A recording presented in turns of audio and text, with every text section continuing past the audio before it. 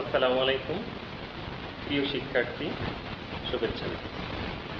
আজ আমরা হোয়াট এর ব্যবহারের দ্বিতীয় পাঠ নিয়ে আলোচনা করব।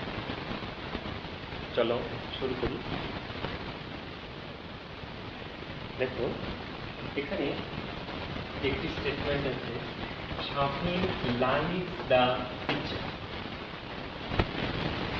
শাফিন ছবিটি পছন্দ করে।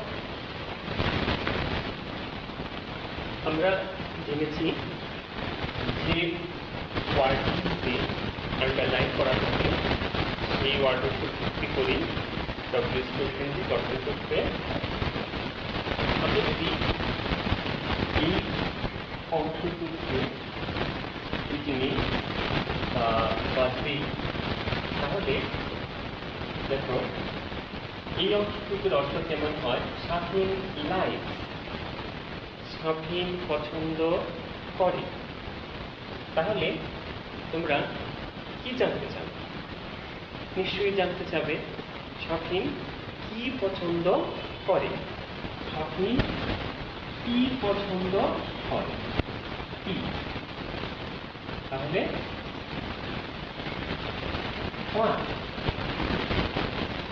তাহলে এই স্টেটমেন্টটার ডব্লিউএস কোশ্চেনটা গঠন করবো আমরা কি দ্বারা? হোয়াট দ্বারা।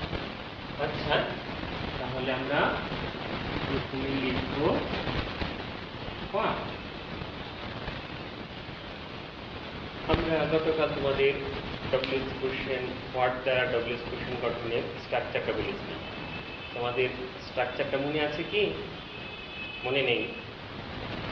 তাহলে দেখি কি করতে পারি আমরা। ভুলে যখন গেছ, এই অংশটুকু দেখো, শাফিন লাইক, শাফিন পছন্দ করে। এই অংশটুকুর যদি আমরা সাধারণ রূপে ফর্ম করতে চাই, তাহলে কিভাবে করি? তাহলে দেখো, শাফিন লাইক, শাফিন হলো third person singular number. Third person singular number থাকলে আমরা কি দ্বারা শুরু করি? ডাচ দ্বারা। অথবা বলতে পারি যেহেতু ভার্বের শেষে এস আছে, তাহলে আমরা কি দ্বারা শুরু করি? ডাচ দ্বারা। তাহলে আমরা শুধু এই অংশটুকুকে আমরা কি করবো? সাধারণ ইন্টারোগেটিভ করে দিচ্ছি। তাহলে কি হয়? তাহলে শাফিন লাইক, এই অংশটুকু সাধারণ ইন্টারোগেটিভ ফর্ম হচ্ছে কি হবে? তাহলে যেহেতু লাইক আছে, dance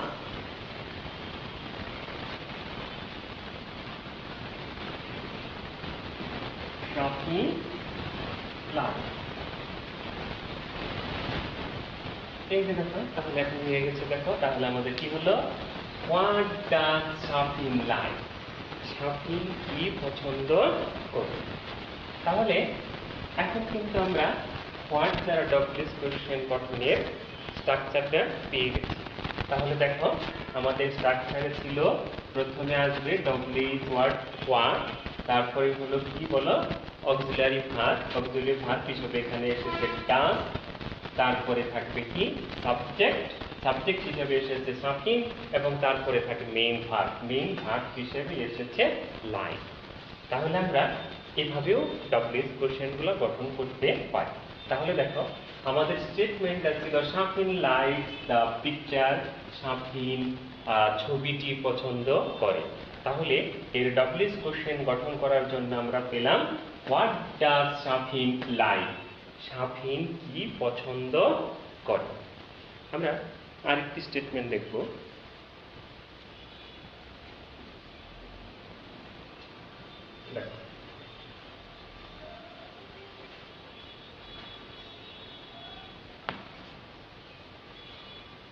Shafin likes to Singh,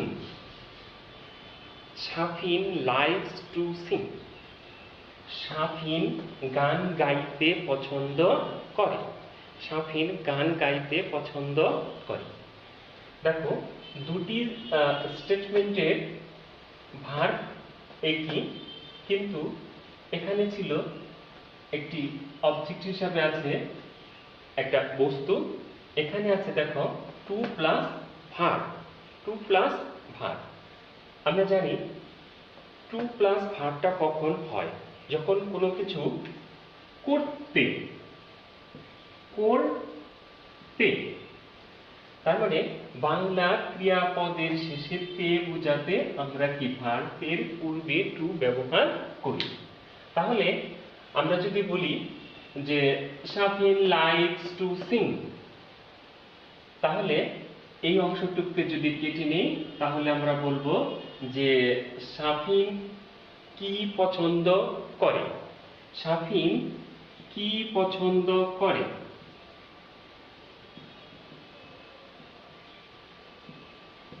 Shafin কি পছন্দ করে।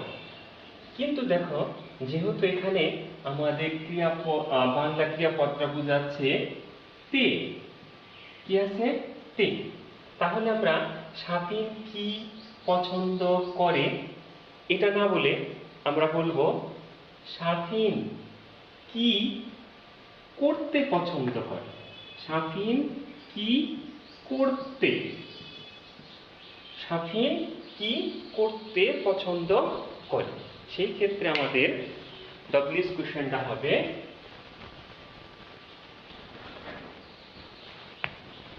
দেখো, তাহলে কি যেহেতু আছে তাহলে আমাদের কি দ্বারা শুরু, হোয়াট। স্ট্রাকচার মনে আছে না? আমরা এই অংশ থেকেও আমরা সাধারণ ইন্টারোগেটিভ করেও করতে পারি অথবা স্ট্রাকচার অনুযায়ী করতে পারি। আমরা স্ট্রাকচার অনুযায়ী করব। তাহলে হোয়াট, হোয়াটের পরে থাকবে আমার অক্সিলারি ভার্ব, যেহেতু লাইকস আছে তাহলে আসবে আমাদের ডাচ, তারপর সাবজেক্ট শাফিন, তারপরে মেইন ভার্ব লাইক। শাফিন কি করতে, তাহলে কি আসবে আমাদের একটা লাস্ট আসবে করতে, to do.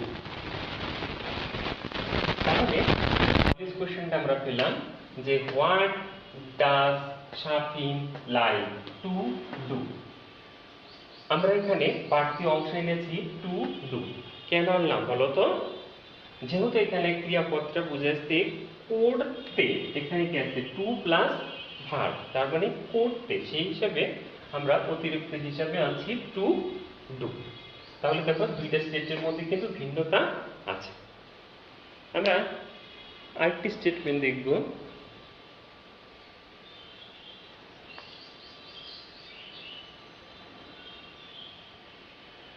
Raju visit schools in his free time. Raju visits school in his free time.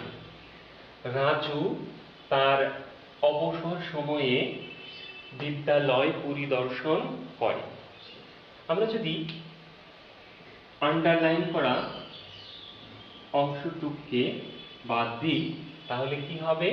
Raju in his free time, Raju তার অবসর সময়। তাহলে তোমরা কি জানতে চাইবে? তাহলে নিশ্চয়ই জানতে চাইবে রাজু তার অবসর সময়ে কি করে। কি করে, কি করে। তাহলে কি হবে? হোয়াট করা ইংরেজি আমরা জানি কিভাবে, ডু। What do. আমরা এই স্টেটমেন্টটা তাহলে ডব্লিউএস কোশ্চেন যদি গঠন করি আমরা পাবো, প্রথমে আসবে what,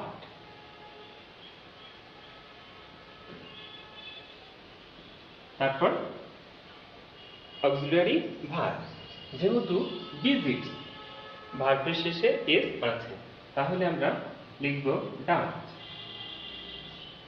what does, WH word পেয়েছি, অক্সিলারি ভার্ব পেয়েছি, এবার আমার দরকার সাবজেক্ট। সাবজেক্টকে Raju.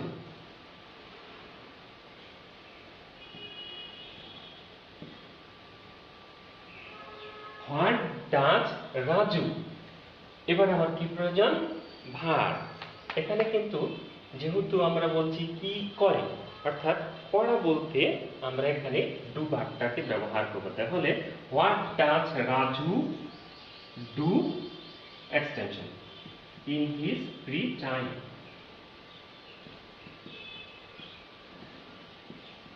In his free time. তাহলে দেখ আমরা কি পেলাম, বলা ছিল Raju visit school in his free time. Raju তার অবসর সময়ে বিদ্যালয় পরিদর্শন করে।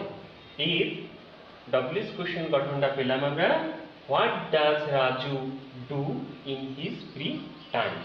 রাজু তার অবসর সময়ে কি করে। আমরা যদি আরেকটি স্টেটমেন্ট দেখি,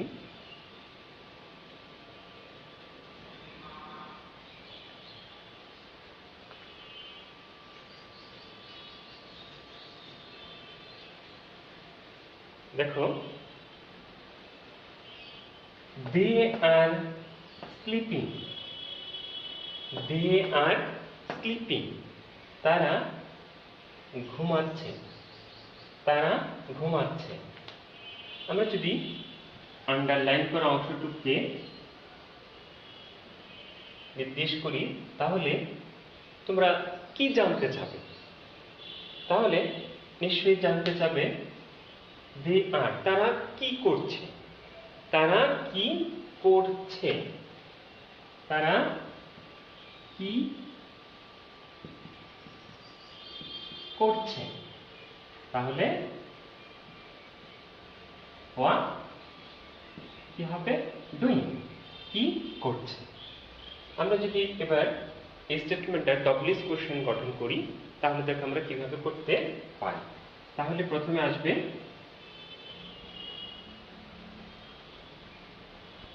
হোয়াট, তারপরে অক্সিলারি ভার্ব।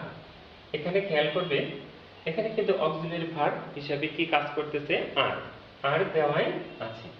তাহলে হোয়াট আর ডব্লিউএস ওয়ার্ড পেয়েছি, অক্সিলারি ভার্ব পেয়েছি, এবার আমার দরকার সাবজেক্ট।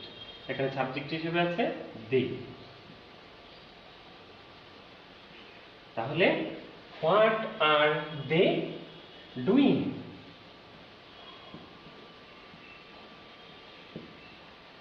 তারা কি করছে।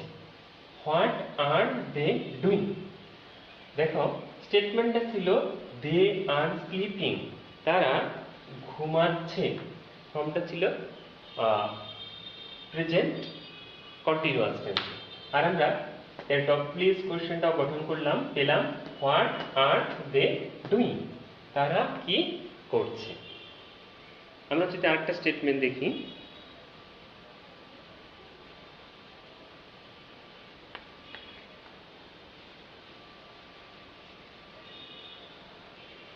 Rokon's father is a teacher.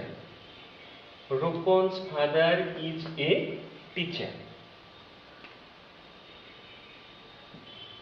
A teacher. রোকনের বাবা একজন শিক্ষক। রোকনের বাবা একজন শিক্ষক। আমরা যদি এই অংশটুকু দেখি, রোকনস ফাদার ইজ, রোকনের বাবা হয়, তাহলে তোমরা কি জানতে চাবে, তার বাবা কি বা কি করে। অথবা আমরা সহজভাবে বলতে পারি টিচার। টিচারটা হলো কি, একটা পেশা। কোনো পেশাকে যদি নির্দেশ করা হয় তাহলে আমরা সবসময় তা হোয়াট দ্বারা নির্দেশ করব। তাহলে আমরা বলতে পারি হোয়াট, এখানে খেয়াল করো ইজটা কি করতেছে, এই বিভাগটা মেইন ভার্ব হিসেবে কাজ করছে। আমরা ইতিপূর্বে বলেছি যে বিভাগ যখন মেইন ভার্ব হিসেবে কাজ করে তখন কোনো অক্সিলারি ভার্বের প্রয়োজন পড়ে না। তাহলে হবে হোয়াট ইজ, তারপরে আসবে বাকি অংশ বা subject, Rokon's father. What is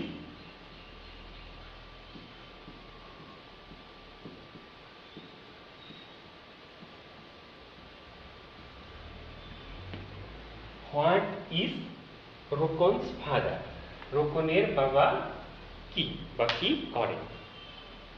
তাহলে আমরা দেখলাম যে কোনো ওয়ার্ড দ্বারা যদি কোনো পেশাকে নির্দেশ করে তাহলে আমরা ডব্লিউএস কোশ্চেন গঠন করব হোয়াট দ্বারা। আমরা আরেকটা দেখি,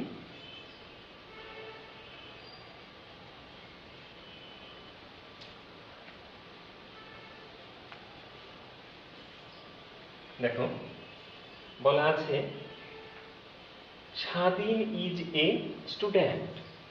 স্বাধীন ইজ এ স্টুডেন্ট, স্বাধীন হয় একজন ছাত্র। স্বাধীন হয় একজন ছাত্র। এ স্টুডেন্ট, এটা কি? স্টুডেন্টটাও কিন্তু একটি কি পেশা, স্টুডেন্টটাও হলো একটি পেশা। তাহলে আমরা পূর্বের ন্যায় কি দ্বারা গঠন করব? হোয়াট দ্বারা। তাহলে হবে হোয়াট ইজ স্বাধীন। হোয়াট ইজ স্বাধীন, স্বাধীন কি? প্রিয় শিক্ষার্থী দেখো আমরা এই স্লাইড থেকে কি পেলাম? আমরা দেখেছি যে কোনো টু প্লাস ভার্ব থাকলে অর্থাৎ করতে বোঝালে সেই ক্ষেত্রে আমরা ডব্লিউএস কোশ্চেন গঠন করার পর টু ডু ব্যবহার করেছি। আর যদি কোনো ভার্বকে ইন্টিগ্রেট করা হয় তাহলেও আমরা টু ডু ব্যবহার করেছি।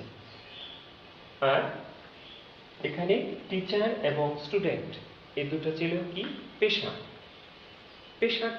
কোনো পেশাকে নির্দেশ করতে গেলেও আমরা হোয়াট দ্বারা ডব্লিউএস কোশ্চেন গঠন করছি। এবার আর কয়েকটা স্টেটমেন্ট দেখবো আমরা।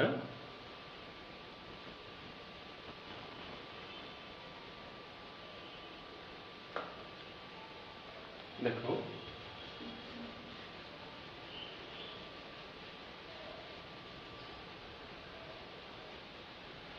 I like to play football. আমি ফুটবল খেলতে পছন্দ করি। দেখো এখানে শব্দটা হলো ফুটবল। তাহলে এই অংশটুকু যদি হয় আই লাইক টু প্লে, আমি খেলতে পছন্দ করি, তাহলে তোমরা কি বলবে? যে কি খেলতে পছন্দ করি। তাহলে আমরা লিখব কিভাবে বলো? তাহলে হোয়াট, অক্সিলারি ভার্ব হিসেবে আসবে do. What do you like to play. দেখো হোয়াট ডু, যেহেতু ভার্বটা প্রেজেন্ট ইনডিফিনিট ফর্মে আছে এবং সাবজেক্ট আছে আই, আমরা জানি যে আই থাকলে ডব্লিউএস কোশ্চেন করার সময় সেটা তো ইউ হবে। তাহলে what do you like to play, তুমি কি খেলতে পছন্দ করো। যেহেতু ফুটবল একটা গেম, তাহলে আমরা ইচ্ছা করলে হোয়াটের পরে একটা গেমও দিতে পারি। What game do you like to play.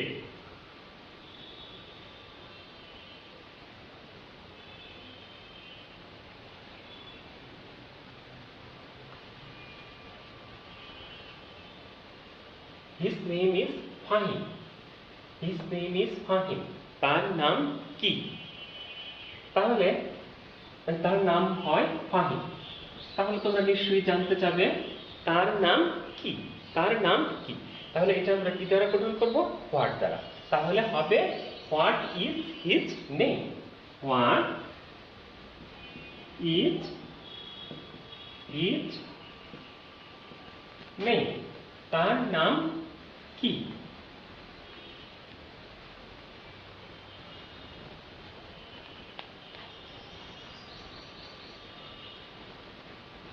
The name of our country is Bangladesh. The name of our country is Bangladesh. আমাদের দেশটির নাম বাংলাদেশ। তাহলে যদি আমরা এই অংশটুকুকে নির্দেশ করি তাহলে তোমরা কি জানতে চাবে? নিশ্চয়ই জানতে চাবে আমাদের দেশটির নাম কি। আমাদের দেশটির নাম কি? তাহলে কি হবে? হোয়াট, যেহেতু ইজ আছে মেইন ভার্ব হিসেবে কাজ করছে, হোয়াট ইজ। এখানে দেখো ইজের পূর্বে যে অংশটুকু আছে পুরোটাই কিন্তু এখানে সাবজেক্ট হিসেবে ব্যবহৃত হচ্ছে। তাহলে হবে what is the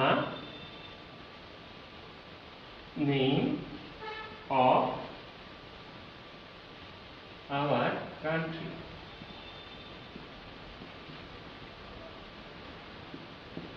What is the name of our country? আমাদের দেশটির নাম কি?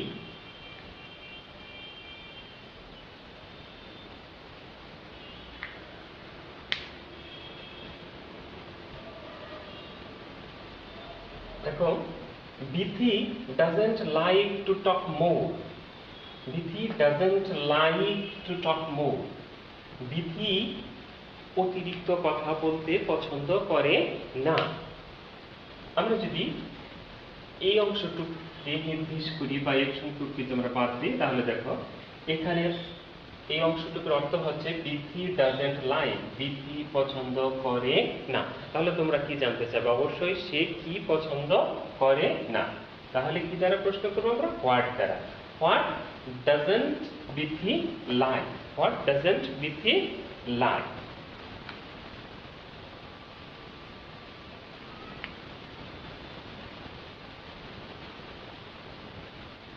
তমাল has to take this medicine.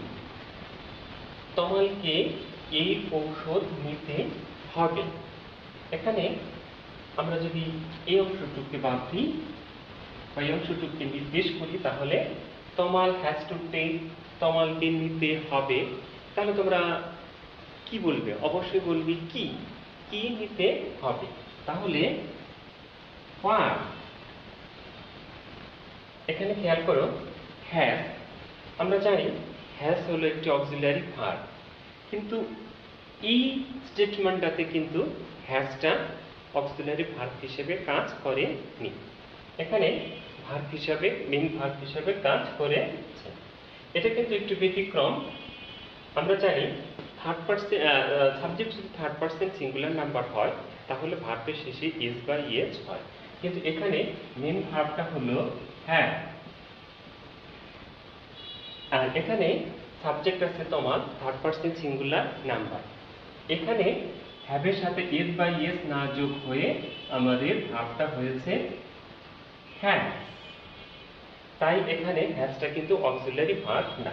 তাহলে আমরা দেখব যে তাহলে হোয়াট, হোয়াটের পরে কি আসবে? আমাকে অক্সিলারি ভার্ব।